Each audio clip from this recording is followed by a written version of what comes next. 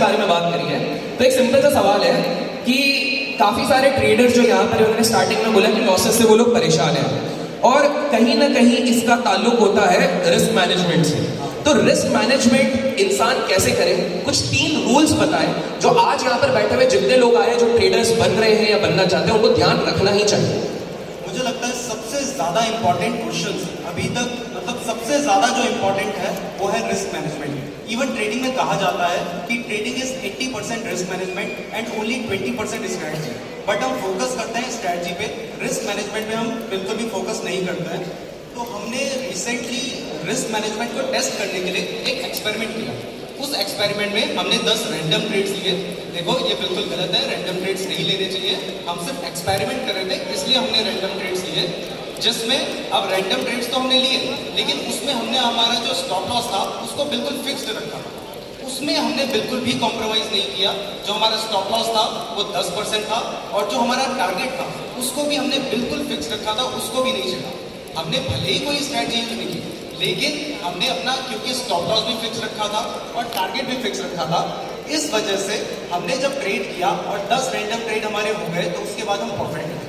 अब देखो, मैं यहाँ पे बिल्कुल भी आपको रिकमेंड नहीं करता हूँ कि आप रैंडम ट्रेड करें, लेकिन अब सोचो अगर हमने कोई भी स्ट्रैटेजी अप्लाई की होती, लेकिन अब जब मैं ये ट्रेड कर रहा था तो जो मेरा फर्स्ट ट्रेड था उसमें तुक्का भिड़ गया और तुक्के से मुझे प्रॉफिट हो गया, उसमें मेरा टारगेट हिट हो गया। लेकिन क्योंकि टारगेट हिट हुआ है तो साथ साथ स्टॉप लॉस भी होंगे। तो जो हमारा सेकंड ट्रेड था उसमें हमारा स्टॉप लॉस हिट हुआ। अब मान लो मैंने वो स्टॉप लॉस लगाया ही नहीं था, तो उसके बाद प्राइस इतनी ज्यादा नीचे गिर गई थी ना कि अगर वो मैंने स्टॉप लॉस नहीं लगाया होगा तो कैपिटल ही नहीं बचती कि मैं आगे ट्रेड कर पाता।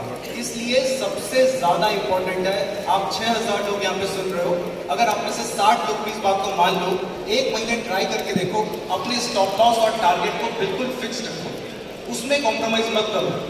जब आप आगे चल के थोड़ा सा आपको एक्सपीरियंस हो जाएगा, उसके बाद आप थोड़ा बहुत एडजस्टमेंट कर सकते हैं, लेकिन अभी जब आप नए हो तो उस टाइम पर सबसे ज़्यादा ज़रूरी है कि आपको अपना स्टॉप लॉस फिक्स रखना है, अपना टारगेट फिक्स रखना है। अब क्योंकि देखो, आपने एक बार ट्रेड नहीं करना है, एक दिन के लिए ट्रेड नहीं करना है, ट्रेडिंग के आगे भी आपने ट्रेड करना है, ट्रेडिंग से पहले भी आपने ट्रेड किया था।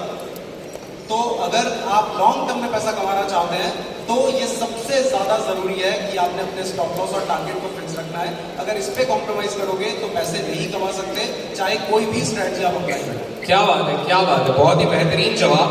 और इसी से सर ने प्रॉफिट और रिस्क मैनेजमेंट की बात करी, लेकिन सचिन जी